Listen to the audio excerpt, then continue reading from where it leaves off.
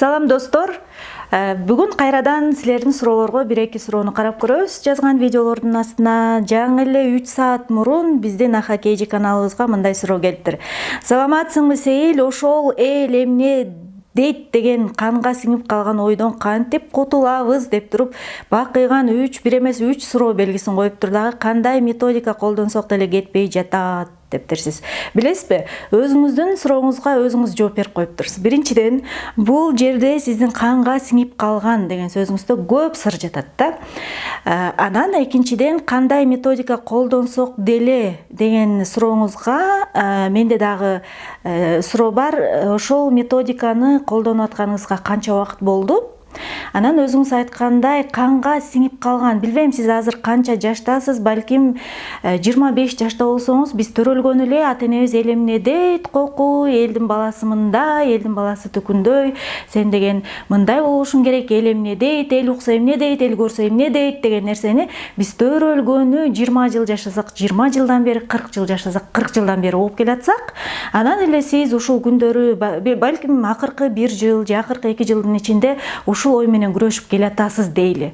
Же болбосо менин видеомду көргөндөн кийин эле бир жума ушул методиканы, техниканы колдондуңуз, анан иштебей атканын көрүп көңүлүңүз чөгүп тургандыр. Билбейм, сиз бул жака кенен жазбаптырсыз, бирок канга сиңип калган нерсени 20 жылдан бери, башкача айтканда 20 жылдан бери жашап келаткан эски табиятты бир айдын ичинде жаңы табиятка, же болбосо эл эмне десе дей берсин, мен өзүм каалагандай өмүр сүрөм деген жаңы позитивдүү түшүнүккө алмаштырып коюш бул оңой олтоң иш эмес. Биз мындайча айтканда, бул сыйкырдуу, кандай гана методика болбосун, бул сыйкырдуу таякча эмес. Же болбосо сыйкырдуу бир техника эмес, кечинде сүйлөп өзүң айтып жатып эртең менен турсаң такыр башкача болуп калгандай. Бул талыкпаган эмгек, бул туруктуулук менен өзүң менен иштешүү. Бул башкача айтканда оюңду дайыма көзөмөлдөө. Ошол ой келгенде, сиз ошол ойдун келгенин байкап калып атсаңыз, чоң жетишкендик, анткени буга чейин сиз кадимкидей эле оюңузда ошол ойлор аралап, каалагандай уясын салып, каалагандай жашашына жол берип келгенсиз. Эми ошол ой келгенде өзүңүз байкап атсаңыз, бул биринчи жеңиш. Анткени сиз байкап атасыз. Эми экинчиси, жок, мен эл эмне дейт деп жашабайм, мен тескерисинче билбейм. Мен мисалы жеке мен биринчи менин кимдин алдында жашайм, мен мисалы Кудай эмне дейт деген түшүнүк менен мага аябай жакшы жардам берет да. Эл эмне десе дей берсин, главное Кудай эмне дейт. Кыргыздар айтып коет го, Кудайдын көзү түз болсун деген. Бул дагы бир жакшы нерсе бизге жардам бере ала турган. Ошондуктан мен суранат элем, дагы деле талыкпай эмгектене бериңиз. Жана эл эмне дейттин ордуна сизге позитивдүү угулган, сизге жаккан, сизге жардам берген өзүңүздүн сөзүңүздү табышыңыз керек. Азыр мен таап берген сөз сизге жардам бербеши мүмкүн.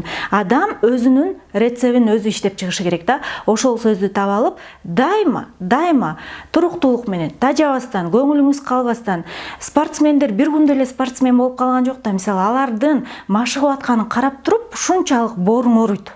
Алардан агып аткан терди карап туруп, мындай мага кээде коркунуч, мисалы мен ушул күндөрү менин уулум спорт менен машыгып атат.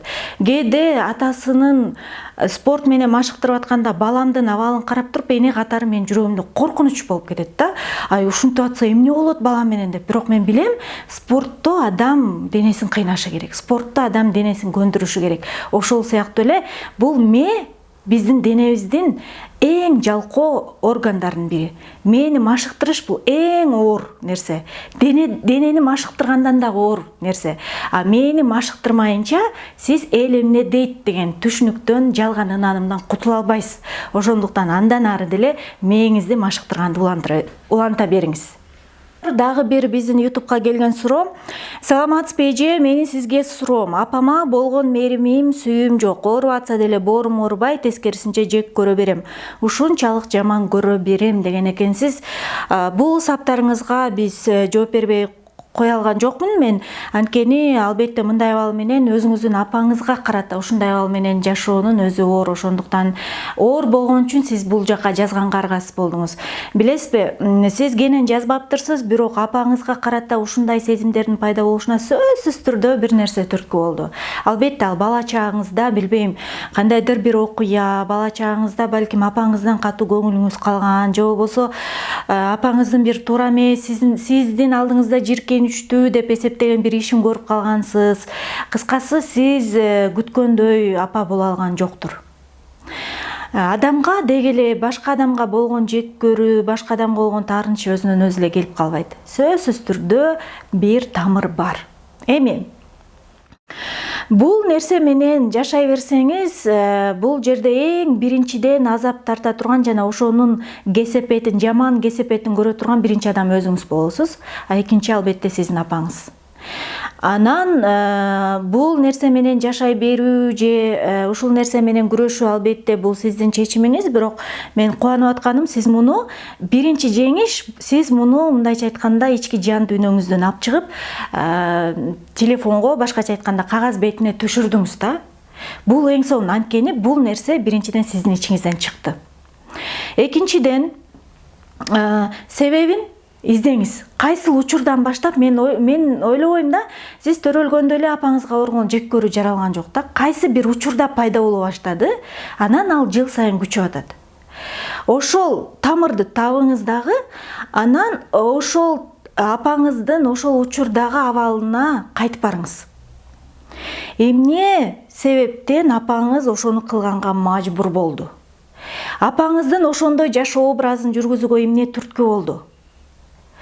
Апаңызды айыптоо менен эмес, бирок ошол учурда апаңыз эмнеге ушундай ишке барды, эмнеге ал ушундай адам болуп калды деген нерсени ойлонуп, анализдеп, керек болсо анын ордуна, эгер мен апамдай ошол жашта болсом, менин алдымда ушундай тандоо турса, менин балдарым бар экенине карабай ушуга барганга түрткү болсо, кандай болот элем, мен кандай абалда болот элем?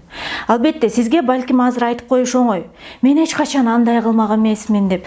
Бирок дайыма кайсы бир адамды терең түшүнүш үчүн биз мындай үйрөнүшүбүз керек да. Жакында дагы бир түшүнүктүүрөөк болуш үчүн мага бир айым мындай деп жазды. 18 жашка чыккан кызым менен ортобузда келишпестик болуп жатат. Бири-бирибизди такыр түшүнө албай койдук. Ал аябай ташпор, мени жаман көрөт. Тескерисин, бул жерде деле карасаңыз, 18деги кызы апасын аябай жаман көрөт. Сиздей эле абал. Анан мен азыр мен сизден сураштыра албай атканым өкүнүчтүү болуп атат, бирок ошол мисал менен аракет кылып көрөйүн. Мен сураштырып отурсам, кыз 6 жашка чыкканда ал айым мажбур болуптур, жашоо ошого түртүптүр, чындыгында жашоо ошого түртүптүр, кызды ар кайсы колдорго калтырып Кыргызстандан кеткенге.